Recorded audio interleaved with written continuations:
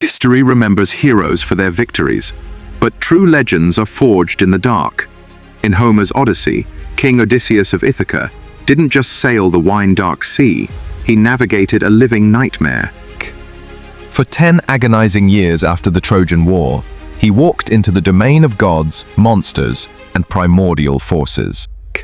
Every beast he faced was not merely a physical obstacle, but a mirror reflecting the deepest fears of humanity: pride, temptation, savagery, and the relentless march of time.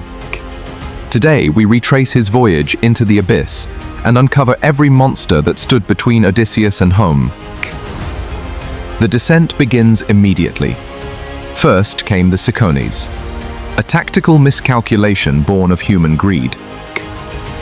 Then, the Lotus-Eaters, a psychological trap where the ultimate monster was not a beast with claws, but the temptation to surrender, to forget the past, and to stop striving. But the true terror awaited on the island of the Cyclops. Polyphemus, the giant son of Poseidon, represented raw, uncivilized brutality. Trapped in a claustrophobic cave, Odysseus had to master his greatest weapon, his intellect. Blinding the giant was a tactical masterstroke, but it bore a heavy cost, invoking the wrath of the sea god. Nature itself turned hostile. Aeolus handed Odysseus the winds of the world, only for mutiny to unravel salvation within sight of Ithaca. Driven backward, they faced the Laestrygonians, giant cannibals who smashed the fleet like fragile toys, leaving Odysseus with only a single ship. Survival demanded confronting Circe, the master sorceress who stripped men of their humanity by turning them into swine. Here, Odysseus faced an existential mirror. How do you fight a monster that alters your very essence? Armed with the herb Molly from Hermes, he conquered her magic, transforming an enemy into an unexpected ally. The journey sank deeper into the macabre.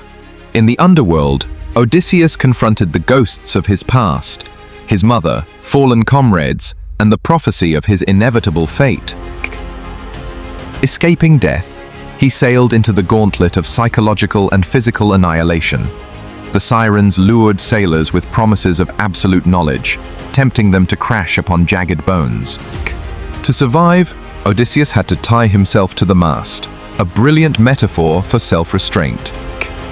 Yet, the open sea offered no mercy.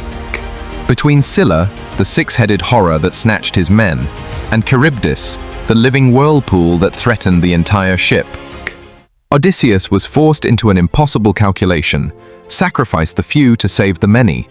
Leadership, the epic argues, is stained with blood.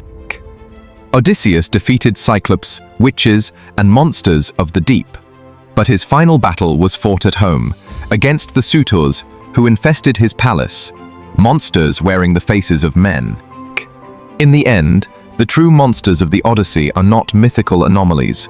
They are external manifestations of human flaws: arrogance, wrath, greed, and despair. Odysseus survived not because he was physically invincible, but because he possessed the endurance to adapt, to suffer, and to never surrender his identity. The greatest monster he conquered was the temptation to give up. Thank you for watching, and may you conquer the monsters in your own journey.